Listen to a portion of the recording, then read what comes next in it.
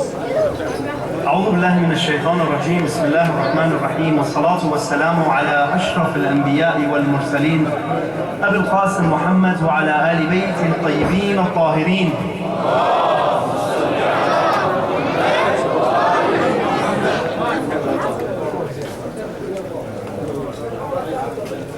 When I was reading for Imam Sajjad alayhi salam, and he talks about the relationship between brothers, and he talks about what is your relationship between you and your brother. Now let's go to Karbala. Imam Hussein alayhi salam and Abbas. That relationship, what can we learn from it? We all have brothers. I have 4 brothers and 1 sister. Me and my brothers, I'm the oldest. When I was about 10 years old, my dad, he took me aside and he said to me, he said, if you want to go off by yourself, he goes, life can break you. But if you want to stick with your brothers, you'll always have someone that's got your back. Imam Sajjad alayhi salam, he says your brother is like your right hand. Seek your strength through him. He's the backbone that you have. Look at the similarities. My dad's telling me the same thing. Now, imagine that your brother is Abbas, and you have the right to tell him to go to battle or not. Where is your heart? Could you imagine that you have to make that decision? Abbas, we all know, was the one who was the carrier of the banner of the whole camp. He was fierce, everybody knows that. Now go into his eyes.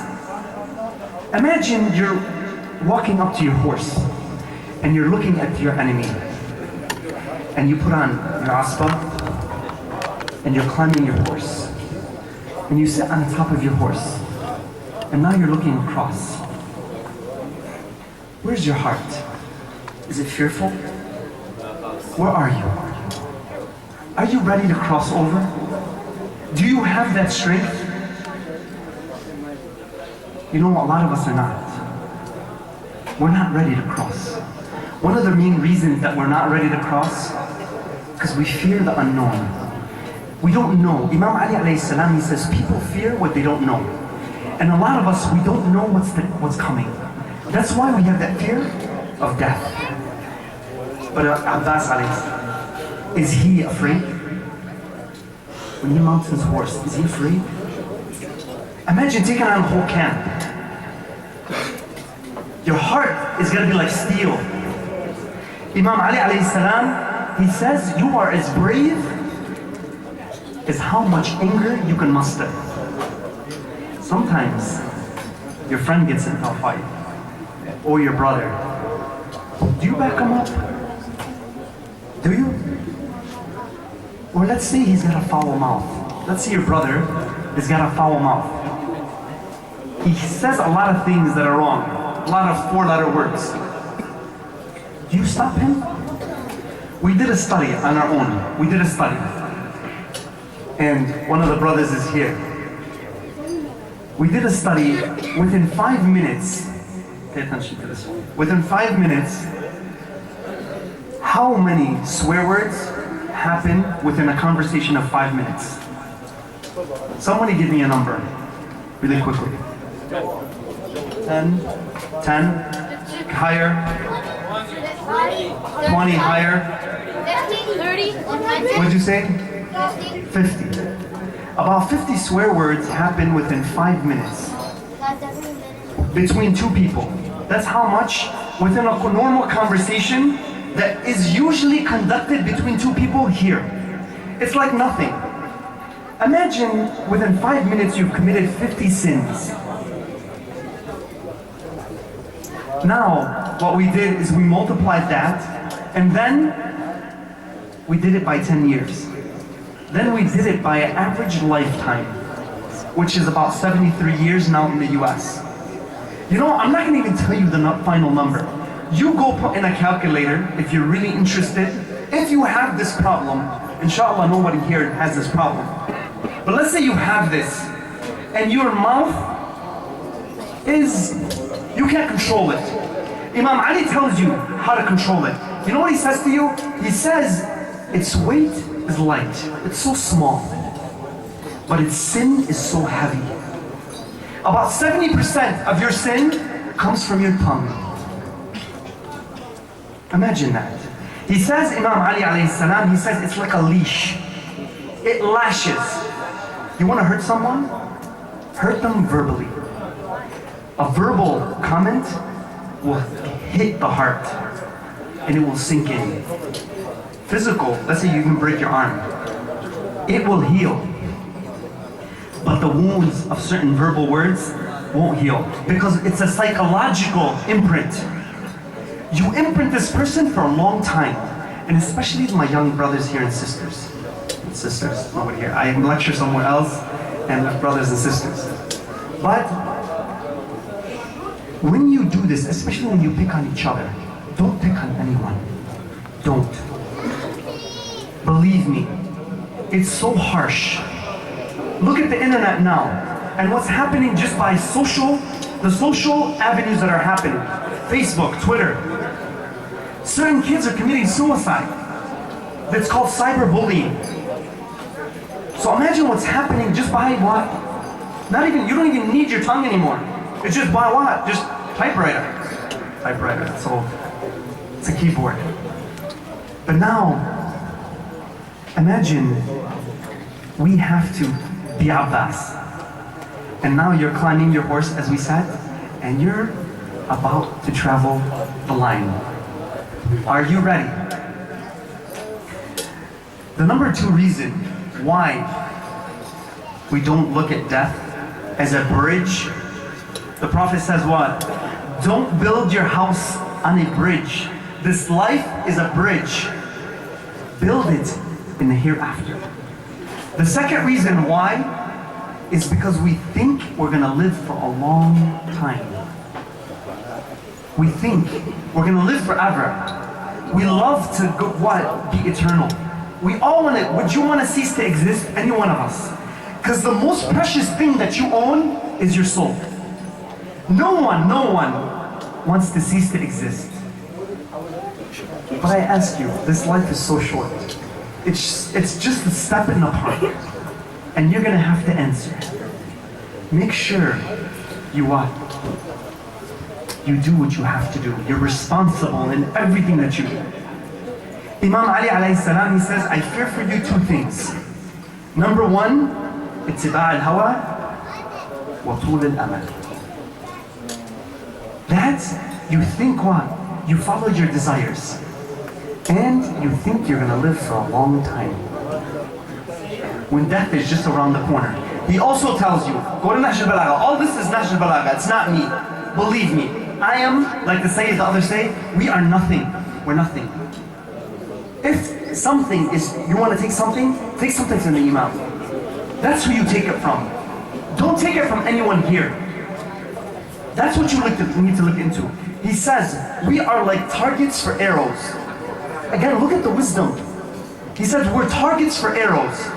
He says, when Allah decides when your arrow is to come, all He does is He removes the veil, that protection from you, and the next arrow is going to hit you. That means death. He also tells you, why are you heedless of the one that's not heedless of you? Meaning death. Death is not heedless of you. It's always there watching you. Why are you heedless of it? Why? You don't think about it, but it's thinking about you. This is so crucial. So now, the third level, that why we don't really think about that death is a great thing, or we're gonna pass through, is we haven't prepared ourselves for the journey. When you're about to travel, who travels here a lot? Somebody give me, you travel, mashallah. Who travels here a lot? If you travel a lot, you'll know. What do you do when you're about to go on a trip? You prepare everything. You prepare your passport, you prepare your luggage, you prepare your clothes, you take everything that you need. Because you want to be 100% what? Prepared. I want to give you this scenario by one of the imams. He says there was a shipwreck. In the middle of the sea, there was a shipwreck. One guy survived and he was floating on a plank. Then he was floating on the seas and he got close to an island. Then he says, I saw some people and I felt safe. Now they're gonna what? Save me, they're gonna take care of me. They said to him, they picked him up and they said, you're gonna be our king. He's like, king, what are you talking about? He's like, every 3 years we come here and we find a person on this island and we take him and we make him our king. So he goes back with them and then he looks at what Allah has just bestowed upon him. He's like, wow, I'm gonna be in charge of this. But he was smart, listen, he was smart. This is how you need to make decisions. If you're ever signing a business contract, make sure you read the fine print. He says, is there any conditions with this? What comes with this? This sounds too good to be true. Then they say yes. They say to him, he said, after 3 years, your reign is up. You will no longer have control. We need to find another king. He says, then what happens to me? He says, they say to him, that we're going to take you and put you back on the island. Now look at, if someone is very smart, and you're going to get my drift at the end, where I'm taking you with this. So he's like, I accept. I'll be your king for 3 years. Then, what does he do? Right when he becomes king, you know what he does? He goes to the island that they're gonna put him on after 3 years. And you know what he starts doing? He's the king, he has control over everything. He starts building that island. He builds palaces, he builds gardens, he builds whatever you want, you can think of, he puts on that island. Now after 3 years, his reign is up. He's done. The people that gave him this position weren't with him. They didn't see what he did. So they came to him, they're like, it's your time to go. That's it.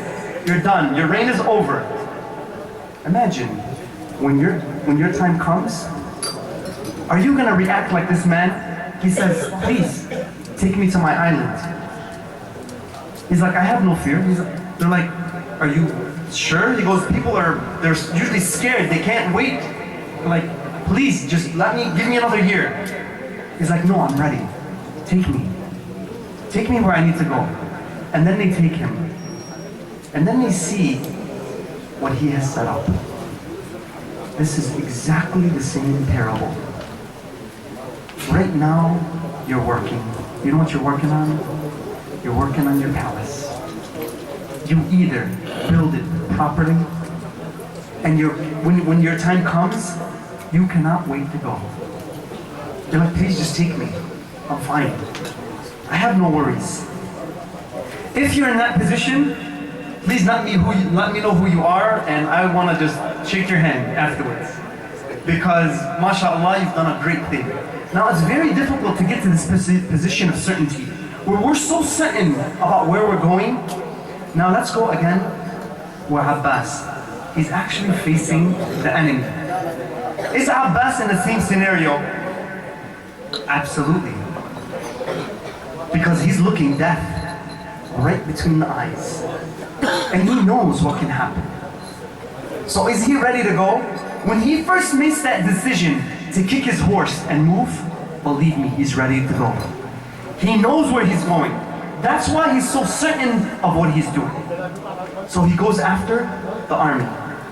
He breaks through the line. This is where I want to get to. Between you and your brother. Now he breaks through the line and he gets to where he has water. Now, this is so profound to me. Why? Because when he gets there, he has all the right to the water because he earned it. Imam Hussein alayhi salam, he says, Imam Hussein, his brother, he says, we said it yesterday, he says, don't take something that's not yours or doesn't have value that you've earned. It has value, but you haven't earned it. Don't take it. And we use the example of when you earn let's say you cheat on a test, and you get an A on the test. We used this example yesterday. But in the teacher's eyes, you have an A, correct? But where are you in Allah's eyes? Where are you? Let's say you got a D, but you've taken the sin on top of your D. Allah knows everything that's inside of you. There's nothing that's going to be taken away from your book. Everything's going to be shown to you. Don't worry about it. Imam Ali alayhi salam, he says your sins are going to manifest, meaning they're going to be seen to you. You're going to be able to see them. Your eye is going to say, you know what? When he was typing that message, you know what? He did it using me. I bear witness against him. Imagine your skin is actually doing that. Imagine just the fear that you would have. This is what you need to think about when you're about to do something wrong. Think about Abbas. When he had that water in his hands, and he said to himself, what? No. You know, by saying that, you know what kind of character you have to have just to tell yourself no? That ability that when a girl walks in front of you and you say, you know what? No. You look down. Lower your gaze. The Prophet says, lower your gaze, you will see, you will have insight. Now what is insight? Insight is, let's say you're taking a test. You're taking a math problem.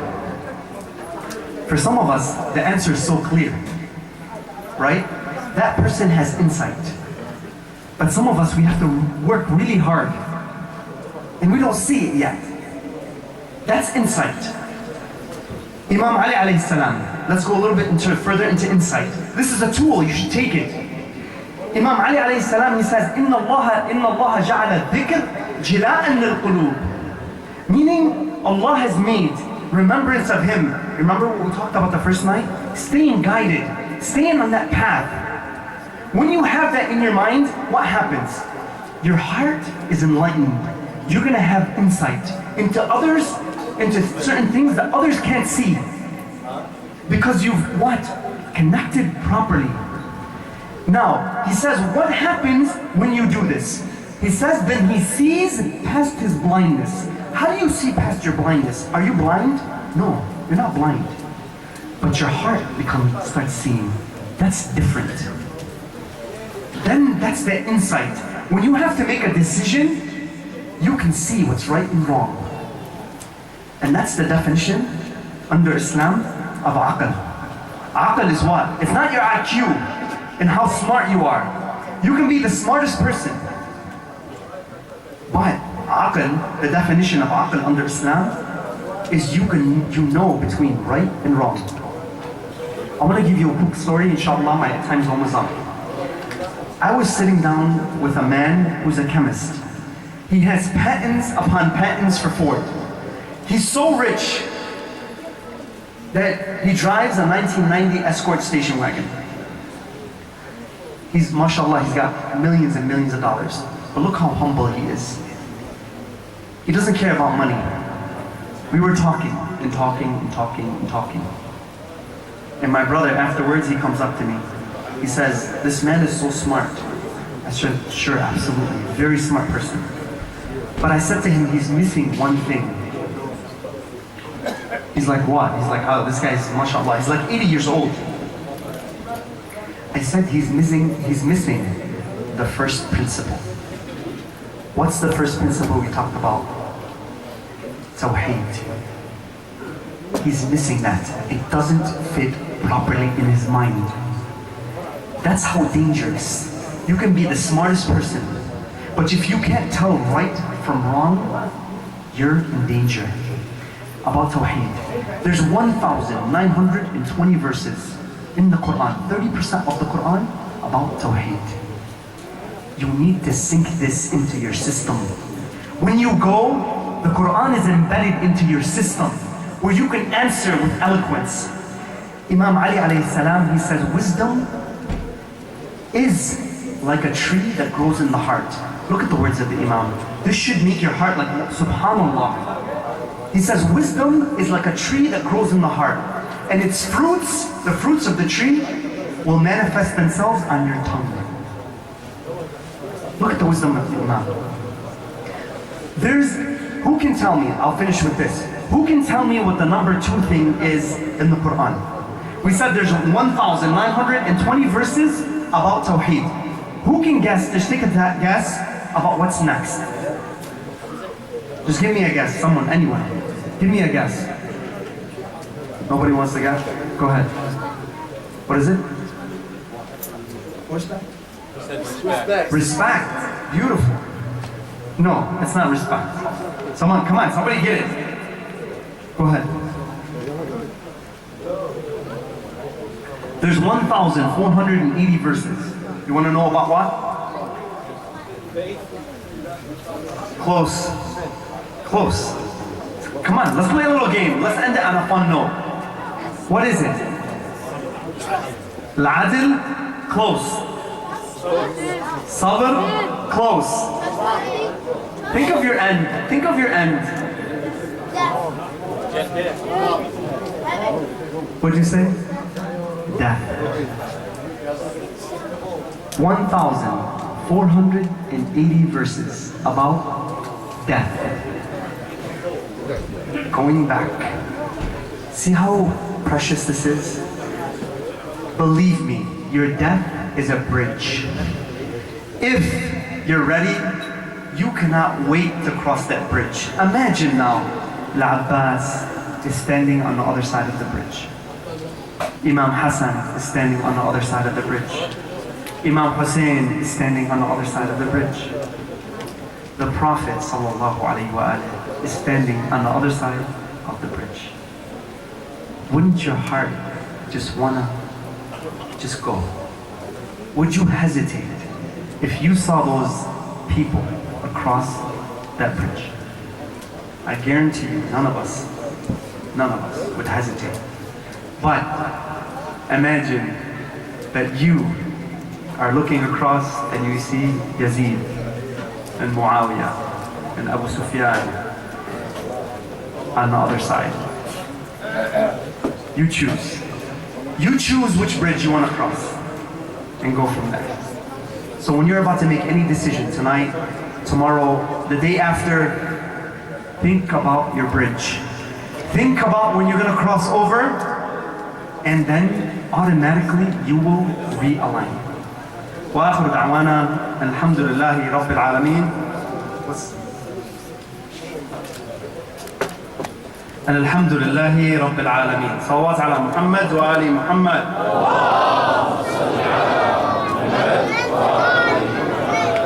Is there, Sayyid Qadar is running a little behind. Is there any questions, concerns, comments, anything you'd like to ask? I'll give you a little bit of history about myself before we start. I grew up here. I, alhamdulillah, was a lot of like you guys here. I was just a normal person. I didn't know much about the religion, didn't even know how to read and write. Could you imagine that? At one point, I just went to Islamic retreat just to see what it was about. And then, what happened there was, for me, was the most magical thing for myself.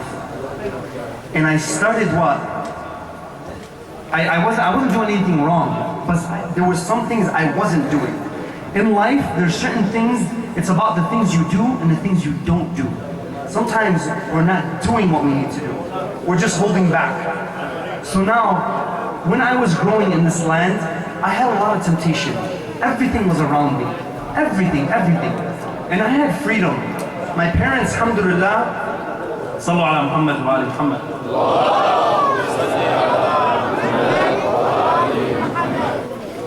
So what I'm trying to tell you is I walked your shoes. I've walked in it.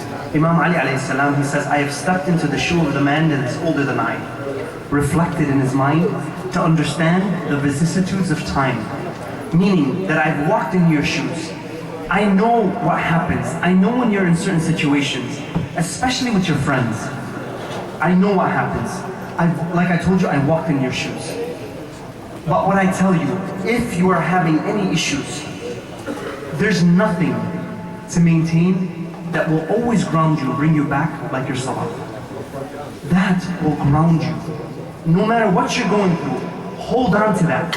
If you hold on to that, the next day, believe me, no matter how painful it is and what you're going through, believe me, you have an anchor. Because if you don't have that, where are you gonna go? Where? Where? Your submission needs to be there. That's what helped me. It always carried me through. That's what you need to do. Any questions, concerns, comments? Anything you'd like to hear for the next couple nights? Anything that you feel like there's a topic that needs to be discussed within the community? Any of the brothers? Go ahead. Like people like high school and stuff, like how you recommend they stay straight, like avoiding all these temptations and all these like girls and things going on? Well, the girl issue is always a hard thing. I mean, it's always a problem. It's I mean, I swear to you, there's a lot of guys that call me. I'm studying psychology and I'm going really deeply into neuropsychology. And what happens, a lot of stuff is just, you have certain urges that you need to take care of. You know what I mean? You have these certain urges and you don't know how to deal with it. Okay, it's biological.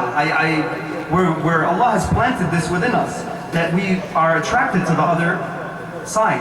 That's not a problem. The problem is how you do it. It's how you connect. Whatever you can get married. Is there anything wrong with that? There's nothing wrong with that. But when you go the other side and you just do things through your temptation, what happens? It's essentially the same thing. You're going toward the same goal. But what happens is, how do you choose? How do you choose? And a lot of things that happen on this issue, we can have a private discussion. There's some major problems, especially with the internet. And certain things, and I'll shed a light on it in another subject. These are sensitive issues.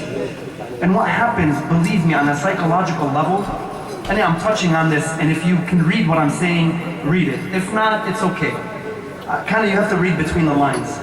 But when you're sitting behind the computer and you're by yourself, there's certain things with a click of a button that you have access to. And there's some major problems. And I'm telling you, major psychological problems that happen later on down the line. If you want to look into it, go ahead. Where even the person destroys his whole family. I know people who've destroyed their whole family just because of these issues. And believe me, what's happening to you on a psychological level, you're destroying yourself on the inside, and you have no idea how you're doing it. Because it's gonna cause certain things within you you're not gonna be able to control. You won't be able to do it. One guy came up to me, 20 years, married, with a daughter, 20 years. He cannot stop. And I know this is something that's across the board. We all have problems. Every community has problems. But we have to watch our children. Believe me, look at the Disney movies and what's happening now. If you watch any Disney movie, just look at it. They're already putting it into the system. Our kids, they're reaching the kids. One way or another, they're reaching the kids. And the temptation is so great that boyfriend and girlfriend, everything is mentioned, boyfriend, girlfriend, boyfriend, girlfriend. There's so many things that happen that way. What are they teaching the kids? It's okay. That it's okay to do that. But these are the beginnings that happen later on. We have to be careful, especially if you're a father. You have to watch your kids on this level. Parental, put the computer up, put on parental controls. Make sure you do that. Because one sight of the eye can cripple the kid. Just one sight. And if this happens, please, by all means, don't be afraid to just explain. Explain. Modern psychology tells you, number one thing you need to do is explain to your kids. Explain to them what's going on. Don't be afraid. Imam Hassan and Imam Hussein were so wise. Why? because they were nurtured at a very young level. They were given so much knowledge. A kid can handle a lot more than what you can think. So you need to do that. Explain. Explain to your kids. Don't be afraid to not sit there, because our culture is built on respect. It's really built on respect. Respecting the parents, not going against your parents' laws and regulations. So when the father says, you stop, you don't even move. But the father has another duty, is to explain, so the kid can get the lesson. That's what we have to do. Anything else? I went into a little bit further, but is there anything else that you'd like to talk about? That's a great subject, but if you guys want, anyone who wants to, I've really gone into this enormously. So if you want to just, even like a group or whatever, I don't mind, you know? Yes?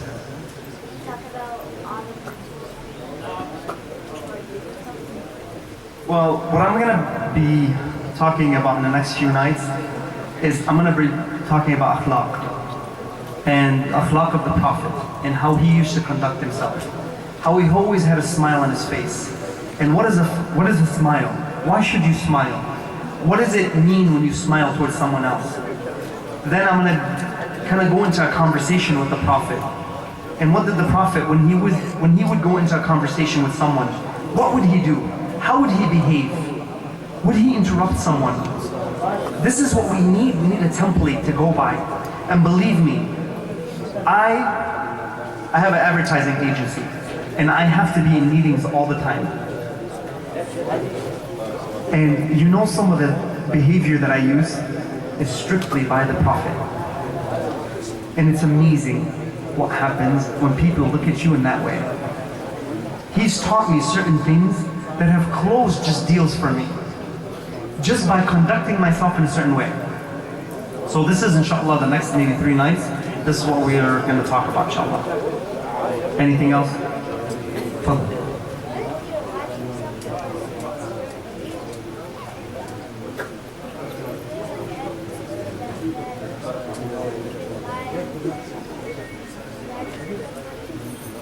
Hassan, excellent question. He said, what if you're watching TV and there's an advertisement that flashes on the TV, and he's like, what do you do? So what do you think? What do you think you should do? You should give us the answer. Change the channel. Change the channel? Perfect. See what I mean? What should you do? Turn off the TV. Go ahead.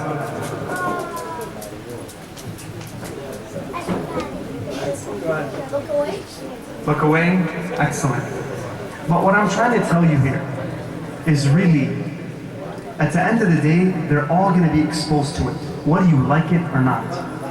If you don't explain, they're going to come up with their own ideas. You need to guide them. They're going to be exposed. Believe me, this land is going to get them, one way or another. It's going to find them. And especially when they hit junior high and high school.